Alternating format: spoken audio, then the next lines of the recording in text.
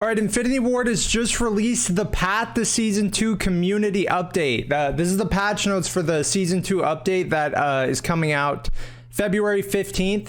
So they're calling this the community update because they're trying to fix a lot of the issues that the community has had with Warzone and DMZ in the multiplayer. So we're just going to go through them real quick, see what they're doing. Hello, Call of Duty community. We want to share some updates coming to Season 2 multiplayer, DMZ, and Battle Royale. Information on new maps, modes, and more will be shared over the coming weeks. All the changes outlined in this blog will be further detailed along with new content in Call of Duty Modern Warfare 2 and Warzone 2.0 patch notes. So they're only giving us, I think they're just giving us some of the main stuff to hold us over for what's to come in Season 2. So global changes, crashes, and stability. We remain dedicated to improving the overall stability and performance of our games, including reduced crashes along with all platforms and titles. That's a W. Audio. Data suggests that some PC players may be experiencing audio issues due to discrepancies in the number of channels they're outputting. So yeah, a lot of players have been complaining about footsteps in Warzone 2, especially PC players. So it seems like they're doing stuff with that. Investigation into player reports regarding audio led us to identifying a previously unknown issue impacting occlusion across the game. Audio occlusion is a filter that is applied based on the type of material that the object or structure is composed of. Only large structural objects should apply to this filter, okay. But we found some small items like a stapler or a pile of rags on the ground that were causing the filter to turn on when it shouldn't have. Okay, so they clearly found some issues with that. Hopefully that is gonna clear up some of the audio issues that players are having. UI. A number of UI/UX updates are coming to Season 2 to improve overall flow of in-game menus. So they're doing some stuff with the UI.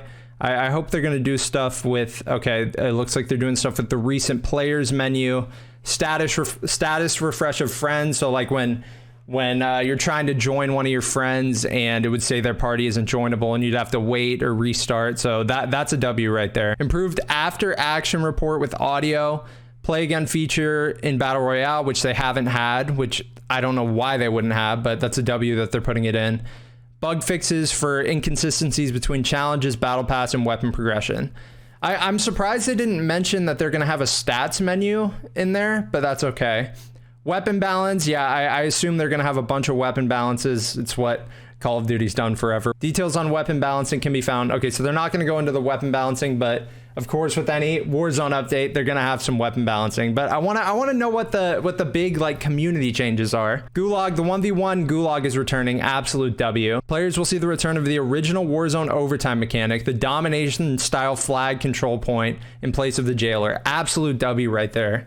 I think the jailer was an interesting concept. The whole 2v2 thing with the jailer and the loot on the ground, I just don't, I think it was an unnecessary change. I think the original Gulag is going to be better. I guess when the update comes around, it's still going to be the same Gulag like jailer map, but it's just going to be 1v1. We've also made logistical changes to the Gulag experience. Ground loot has been revisited, as well as the loadouts that players spawn in with. We've updated the pool to include assault rifles, submachine guns, and light machine guns as primary weapons. So it sounds like they're really going back to how the original Gulag is. Shotguns have been removed from the rotation while handguns will remain. Yeah, that sounds like a W. For those leaving victorious, the Gulag will grant larger cash rewards, so you'll get more cash. Alongside increased victory cash rewards mentioned in the previous section, the Gulag will now spawn cash as ground loot. That's also a W. A cash economy, yeah. So cash in Warzone 2 right now is a big problem. A lot of people aren't getting the cash they need, especially with, you know, loadouts being 8,000 a person in quads, which is absolutely crazy. So let's see what they're doing to the cash. And in addition to the cash changes in the Gulag outlined above, we're balancing the Battle Royale economy with a slight reduction to cash rewards for completing contracts. So they're reducing the contract cash you're getting. And increasing the lowest value of cash piles from the ground from 800 from cash registers to 500. Previously $100. The minimum you're going to get is 800. That's a W. I'm hoping they're going to add some more. In addition to this, cash can be acquired via ground loot containers and white stronghold supply boxes through Al Mazrah, but can no longer be found in basic and legendary supply boxes. Really? Interesting. So I guess it looks like they're just doing a rebalancing of the cash economy. I think it's interesting that you're not going to get cash out of supply boxes, but that's okay. Loot and inventory. So I'm guessing they're going to talk about the backpacks. They're probably going to, I would assume they're going to change the backpacks, but let's see. As announced last week, we're shifting away from loot windows/menus to floating loot that will now drop out of all the containers in the world, similar to loot from supply boxes. So it looks like they're going back to all the loots on the ground, similar to Warzone 1. Sounds like a W. This change is intended to improve the pace of gameplay by minimizing time spent navigating the UI and getting players back in the action faster. Yeah, I mean, I'm not opposed to them doing it like this. I liked how it was in Warzone 1. I think a lot of people got used to the way it's been with the backpack system. I don't know how much this is going to help improve gameplay pacing, but I guess we're just going to have to see. We're excited to see the new backpack system give players the agency to customize their inventory for a desired playstyle or role within a squad. In our continued effort to balance engagement, medium/large backpacks will no longer be available, and eliminated players will drop loot onto the ground rather than loot-filled backpacks. Interesting. So they're kind of just taking all the backpacks out. Yeah, I think you're still going to probably have those default spots in your default backpack, but it seems like they're kind of moving away from the backpacks, which is interesting.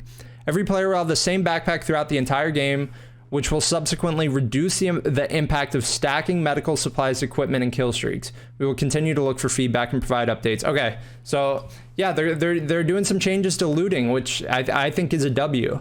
You know, a lot of people were unhappy with it at launch. I think a lot of people got used to it, but I think it's good in general. Loadouts. Let's see what they say here. So season 2 will introduce customizable perk packages. Absolute W. I think it's crazy that they wouldn't let you customize your perks off launch, but it's a W that they're doing it now. This feature will launch with a slightly reduced pool of available perks, which may slowly reintroduce over time. So I guess they're not going to put all the perks in. Yeah, I guess we'll have to see what they do with that. Want to navigate this particular feature as carefully as possible, ensuring that all available perks provide ample utility and remain viable/balanced options. Okay, so it sounds like they're going to make perks customizable, but right away in season 2, you're not going to be able to use every single perk that they have in the game. I'm not mad at that. I think customization is a good thing. Primary weapons will continue to be available at the buy stations, but now at a more affordable price point so that players can pursue victory with their most desired weapons. W. We also remain happy with the introduction of loadout drop markers. Yeah, I think... and they've taken a careful look at the price point. So the price of loadout drop markers has been slightly reduced so that respective squad sizes can acquire their full loadouts at a faster pace. W.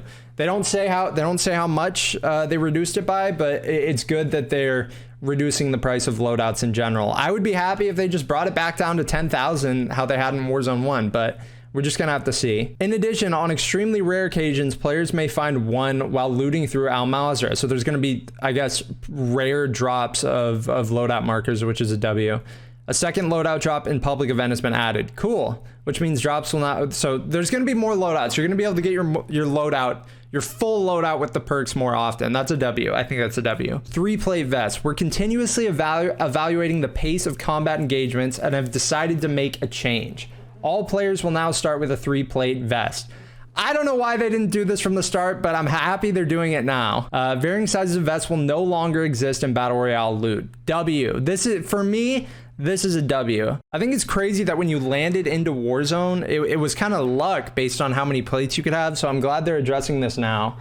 This standardization will bring a more reliable feel to each engagement from the get-go. W. I don't think this is ever going to change after they put this update out. I think this is an absolute W move for everybody to have 3 plates. Movement. This is a big one for some people, but it seems like a pretty small section. But let's see what they say. We have made an important tweak to movement that should yield better outcomes for players in combat. Starting with Season 2, players will be able to burst through doors while plating the way they would if they were sprinting. This change includes a slight increase to movement speed while plating to enable players to get... Okay, so this is a little concerning to me. This is a little bit concerning to me. I think it's a good thing. But basically what they said is they're slightly increasing movement speed while plating, and you can burst through doors while plating. If I'm being completely honest, I think this is a good start, but I really just think they need to up player movement speed in general. Listen, if they don't want to bring slide canceling back, that's fine. If they don't want to have bunny hopping in the game, that's all right too. But I feel like you have to give players a little bit more mobility than what they have now, and I don't think just being able to plate a little bit faster and go through doors is going to cut it. That being said, I'm happy with this. I hope it makes games feel faster, but I think they're going to need to do some more than this, but I just don't know if they will. It's a little bit of a letdown for me. Buy stations. In order to make buy stations and their goods easier to access, we've revamped our approach. Spawn locations have been added/adjusted. Spawns will be static across the map, and loadout drop markers will have unlimited stock at all stations. As always, we will continue to monitor the global balance of our economy and availability of resources. I think them adding more buy stations is a good thing. I think having the buy station spawns be static could go either way is a good or bad thing. I don't know. Loadout drop markers having unlimited stock is a W. What I really wanted was for all the buy station stock to be exactly the same. I also think just from a pacing standpoint, I think players should be able to buy as many UAVs as they can afford. Limiting the amount of UAVs a player can have and they can buy in a game, I just think that slows the game down so much. And I think if they just made it so you could buy as many UAVs as you want to, as many as you could afford, I think that would help with pacing so much. And I just can't see people being upset with that. All right, let's move on. Strongholds. Strongholds provide an alternative gameplay experience with high payoff for those willing to tackle the objective and for others interested in robbing players of their rewards. We're committed to providing a balanced engagement for players who choose to enter strongholds. Season 2 will bring changes to the rewards player receive from strongholds and black site completion, as well as additional adjustments to AI combatant damage. So it looks like they're not going to tell us exactly what they're doing, but it looks like they're keeping strongholds in the game and they're going to adjust the AI. I think that's a W. So that's all the information they're giving us on Battle Royale. I think we're going to do a DMZ and a multiplayer video in a different one. So if you want to see that, make sure you drop a sub and drop a like on this video if you guys enjoyed. I appreciate you a ton for watching, and I hope this update is good and worth it and fixes a lot of the problems players have. I'll see you guys in the next one. I appreciate you guys.